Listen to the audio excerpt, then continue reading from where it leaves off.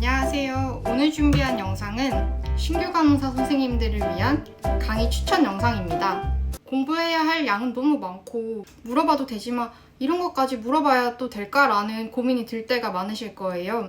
신규 선생님들의 궁금한 점이나 임상에 관한 팁들이 가득 담겨있는 영상이 있어서 추천해드리려고 합니다. 이번에 드림널스에서 온라인 구독 콘텐츠를 만들게 되었고 제가 이거를 7일 동안 체험을 해봤는데 신규 간호사 선생님들에게 너무 좋은 콘텐츠인 것 같아서 추천 영상을 제작하게 되었습니다. 먼저 일단 인터넷에 드림널스를 검색해서 홈페이지에 먼저 들어가시면 되고요. 그럼 지금부터 사이트를 볼게요. 드림널스 구독에 들어가시면 이용권이 있고 약관에 모두 동의를 눌러주시면 돼요. 그리고 다음 단계로 가시면 기본 정보를 입력하게 되어 있어요.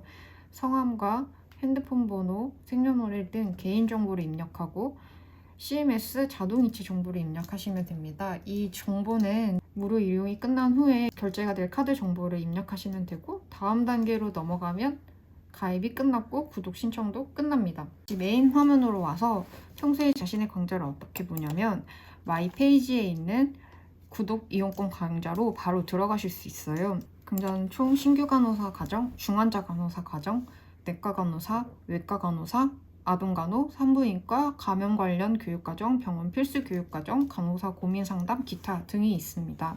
신규 간호사 추천 과정이 저는 가장 신규 간호사 선생님들에게 좋을 것 같다고 느꼈고 정말 제일 좋았던 부분은 가장 마지막 페이지에 있었어요. 어떤 케이스보다 더 저한테는 와닿았고 혈변 환자가 응급실에서도 그렇고 병동에서도 굉장히 많이 볼 수 있는데 이런 경우에 어떻게 해야 되는지에 대해서 정말 자세하게 설명이 되어 있었어요.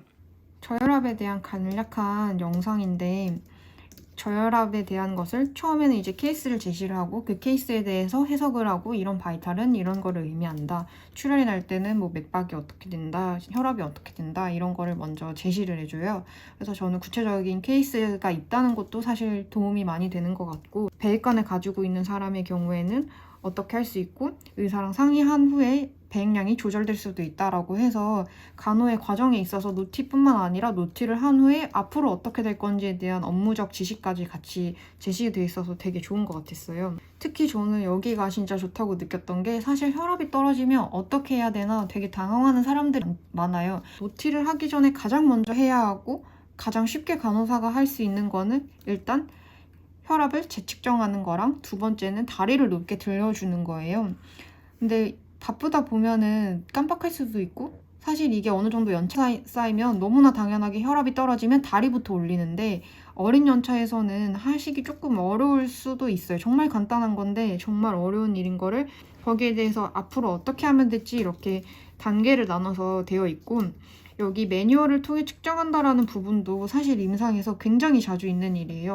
의사에게 노티를 하면 바로 수액을 주거나 노에피를 달거나 이런 게 아니라 의사들도 수기로 한번 재보세요라고 말할 정도로 매뉴얼로 측정하는 일이 진짜 종종 있는데 이런 부분에 대한 것까지 같이 단계에 제시가 되어 있고 의식을 사정하는 거랑 이제 혈압을 재측정하고 의사에게 노티한다 여기까지도 굉장히 좋은 흐름이었어요. 근데 저는 여기서 한 가지 더 이건 정말 좋다라고 느낀 게 혈변이 혈압 저하의 원인이 될 수 있기 때문에 혈압 저하의 케이스 경우에는 혈변 양을 파악해서 의사에게 같이 노티를 하면 좋다라는 이런 팁이 있어요. 사실 이런 팁들은 일을 하면서 배워가는 거고 이런 팁들을 많이 얻어갈 수 있는 게 이 구독권의 장점인 것 같아요. 그 외에 강좌에는 신규 간호사 과정에는 약물에 대한 이야기도 하고 피내주사, 정맥주사, 근육주사 이런 가장 기초적이고 기본 간호에 많이 나와 있는 술기들이 중환자 간호사 과정도 보시면은 사실 중환자뿐만 아니라 많은 그냥 일반 간호사들도 봐도 좋을 내용들이 많고 중환자 과정에서 좋다고 느낀 거는 인공호흡기에서 알람이 울린다면 사실 저도 인공호흡기에 대한 교육을 들었지만 인공호흡기를 알람이 울리면 어떻게 해야 될지 솔직히 잘 모르겠고 그냥 무조건 석션부터 했는데 그게 아니라 이런 알람에는 이렇게 하고 저런 알람에는 저렇게 하는 게 좋다 이렇게 구체적으로 예시를 들어서 실무 팁을 줘서 좋았어요. 벤틸레이터 모드에 대해서도 들어도 솔직히 헷갈리고 SIMV가 뭔지 CPAP이 뭔지 지금 사실 저는 인공호흡기를 다룬 지 너무 오래돼서 이제는 기억도 안 나는데 그런 거에 대해서 약간 리마인드 할 수 있는 그런 강의가 돼가지고 되게 좋았어요. 그리고 인투베이션 할 때 내가 무슨 역할을 해야 하는지 이렇게 응급 상황이 생기면 CPR이든 인투베이션이든 아니면 뭔가 엄청난 처치가 들어가기 시작하면 신규 선생님들은 굉장히 당황스럽고 부담스러우면서 가만히 멍하게 있다가 어떡하지? 당황하다가 사실은 끝나거든요.